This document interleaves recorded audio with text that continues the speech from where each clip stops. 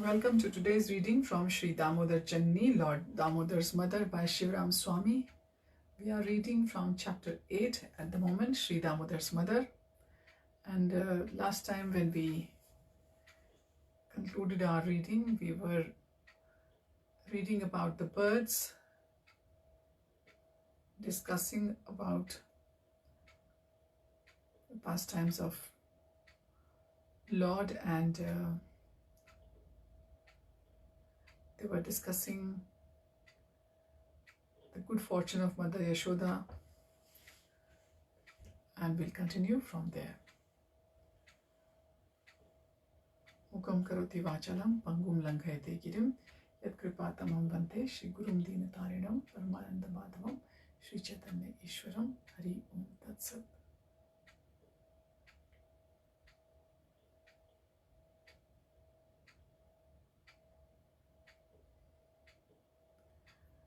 I will reread few lines before I continue from where we left. We were reading about how the birds were discussing about Yashoda Devi and Mother Yashoda, that how Lakshmi cannot relish the same mercy as Yashoda Devi, although she is predominantly in the mood of friendship, higher than Brahma's and Shiva's moods of servitorship. Above her is Yashoda with the purest form of motherhood. Others added, Lakshmi Devi's relationship is lower than Yashoda Devi's, therefore her love is weaker, and so the mercy she receives is not the same. Compared to the love of Yashoda, the love of Brahma, Shiva and Lakshmi are inferior.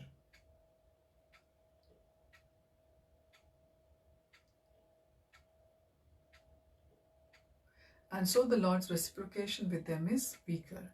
The owl concluded, at most we could say that these great souls obtained half as much mercy as did Yashoda, but they could not get an equal amount of mercy, and if they did not, then no one else did. No one else, not one.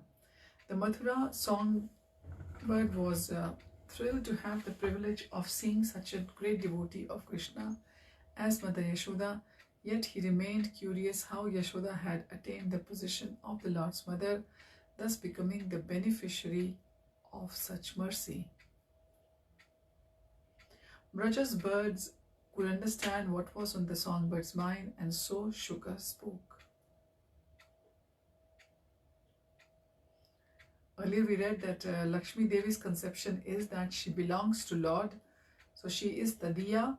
Her knowledge of his opulences overshadows the more intimate conception of Madiya, which means Krishna belongs to me.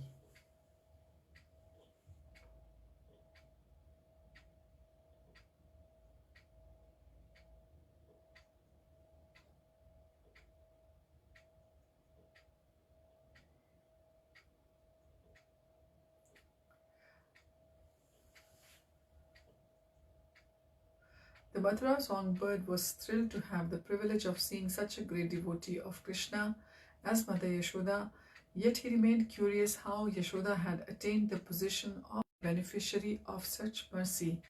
Braja's birds could understand what was on the songbird's mind, and so Shuka spoke.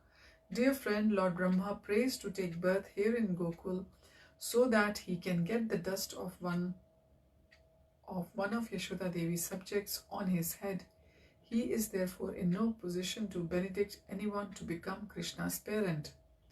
There may be different types of liberation, of which two are being on the same planet as the Lord or having the same form as he, but Yashoda Devi's liberated status is far above these. It is a special status of liberation called Vimukti.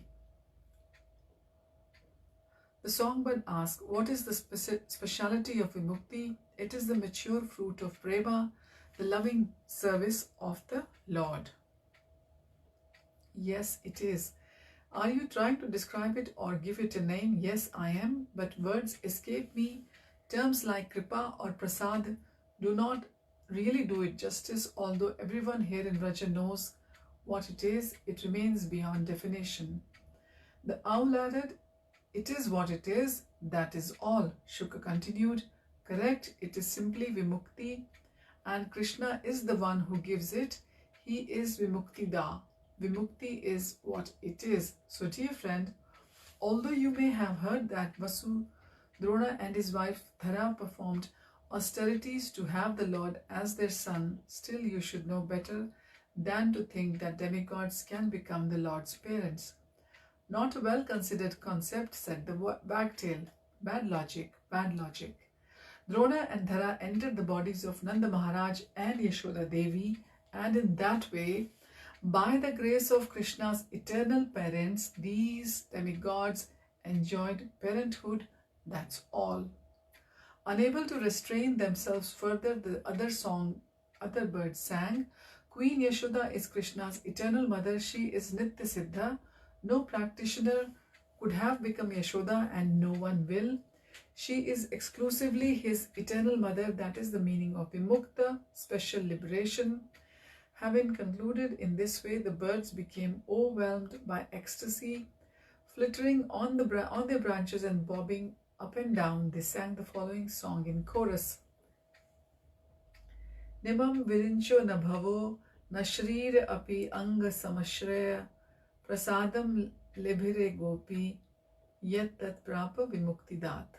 Neither Lord Brahma nor Lord Shiva nor even the goddess of fortune, who is also always the better half of the Supreme Lord, can obtain from the Supreme Personality of Godhead, the deliverer from this material world, such mercy as received by Mother Yashoda. Every time they sang the verse, the birds also responsively sang the last line. Yat yat prap vimuktidat, yat yat prap vimuktidat.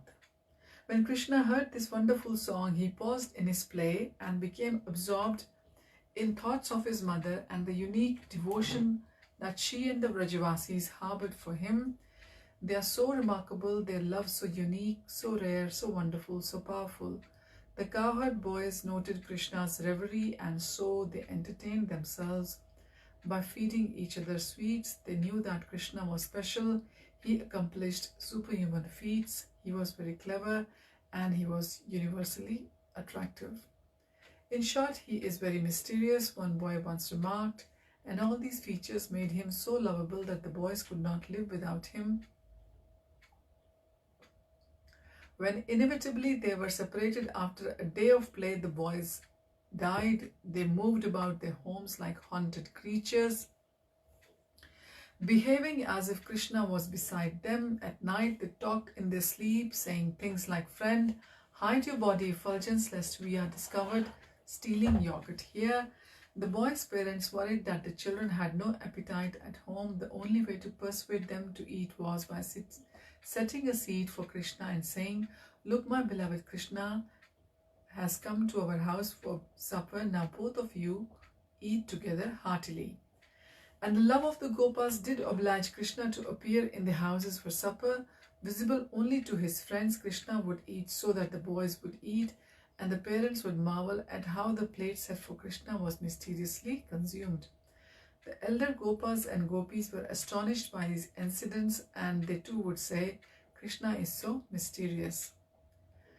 The older Vrajavasis held a secret within their heart that they did not dare to share even between husband and wife. That secret was that their love for the mysterious son of Nanda Maharaj was greater than their love for their own offspring. Indeed, they would think, "It seems that I love my son because he is Krishna's friend." How unusual. Although abandoning the association of family members is very difficult, by absorption in thoughts of Krishna, the Vrajavasis effortlessly attained a perfection known to students of Vedic knowledge.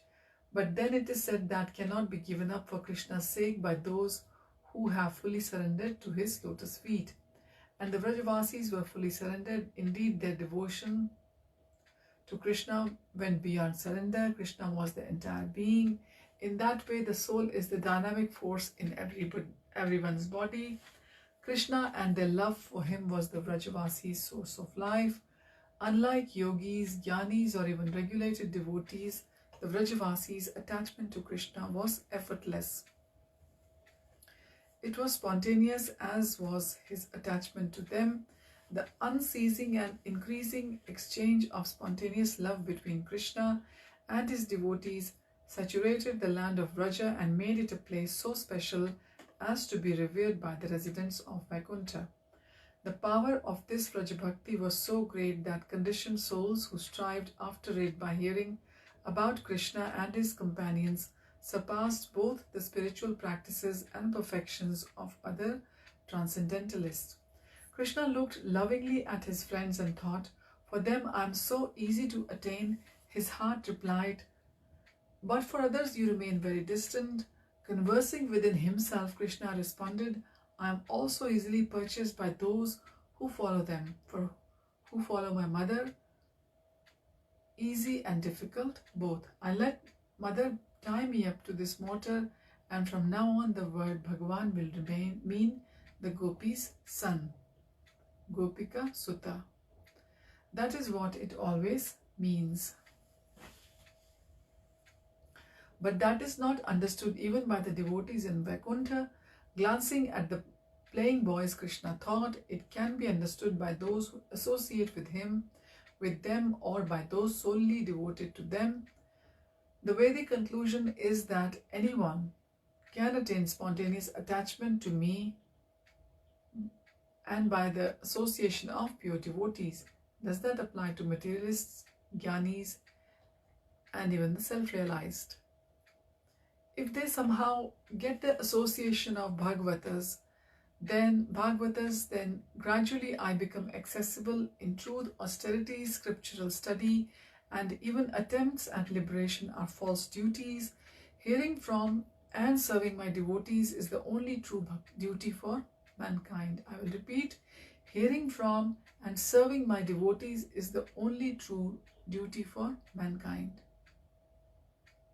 Non-devotees are of two types: those who identify themselves with the material body and those who have given up such false identification. The former are the gross materialists, the karmis and austere ascetics, the pasvis, and the latter are mental speculators, jnanis, and advanced yogis. If any of these people humbly accept the guidance of Krishna's pure devotees, then they gain access to the path of Golok life, in which spontaneous attachment to Krishna in the footsteps of the Vrajavasis is awakened. It could be said that they easily attain Krishna. If, however, these persons do not get the mercy of pure devotees, or even worse, if they reject such mercy, then their path to perfection is arduous and highly unlikely. Among humans, those striving for self-realization, the jnanis are second to Vaishnavas. For them to receive the blessing of spontaneous service is extremely difficult. What then to speak of spiritually less advanced souls? Lord Brahma once narrated how the personified Vedas, undoubtedly great jnanis, were blessed with the very difficult to attain Vraja Bhakti. Brahma said, once after the Vedas had elaborately praised him, the Lord felt especially satisfied and spoke to them in a voice whose source remained invisible. My dear sages, I am very satisfied with you. Please ask of me some benediction that you secretly desire. The Shrutis replied, we have developed the desire to become like the cowherd women of the mortal world, who, inspired by lust, worship you in the mood of a lover. The Lord then said, this desire of yours is difficult to fulfill. Indeed, it is almost impossible, but since I am sanctioning it, your wish must inevitably come true. When the next Brahma takes birth to faithfully execute his duties of creation, and then the day of his life, called the Saraswat Kalp, arrives, you will all appear in the Vraja as gopis. I will repeat. When the next Brahma takes birth to faithfully execute his duties of creation, and when the day of his life, called the Saraswat Kalp, arrives, you will all appear in the Vraj as gopis. On the earth, in the land of Bharat, in my own district of Mathura, in the forest of Vrindavan, I will become your beloved in the circle of the rasa dance. Thus, obtaining me as your paramour, you will all gain the most exalted and steadfast pure love for me, and in this way you will fulfill all your ambitions. Lord Brahma said, After hearing these words, the Shrutis meditated on the personality of Godhead's beauty for a long time. When the designated time ultimately arrived, they became gopis and obtained the association of Krishna. Although the Lord directly blessed the personified Vedas, when they had to wait an exceedingly long time for perfection, and that time had to remain in trance, thus in the absence of devotee association, even the Shrutis, the topmost Jnanis, experienced great difficulty in reaching Braja Bhakti. So, Bhakti can be achieved nicely in the association of the pure devotees of the Lord.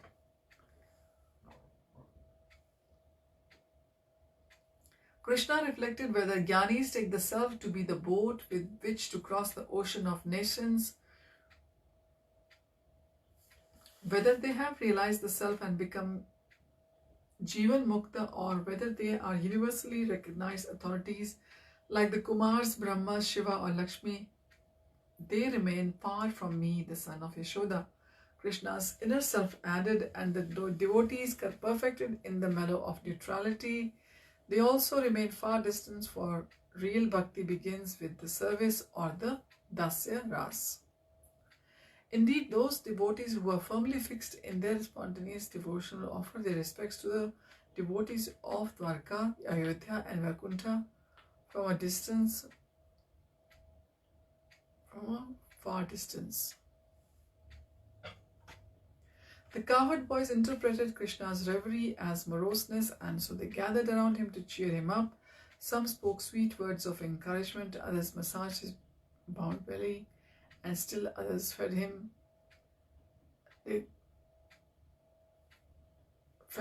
delicacies plundered from home. Oh friend, eat this special sweet rice which was offered to our deity this morning. It will give you strength to pull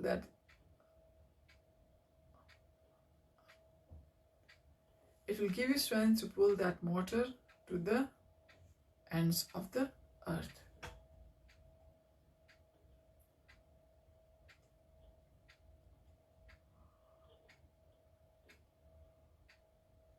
So we'll continue our reading from here next time. Thank you for joining, and wish you all a happy Rama Ekadashi. Please hear and chant, and keep yourselves absorbed in the Harikatha and Smaranam. Hari Om Tat Sat. Hare Krishna.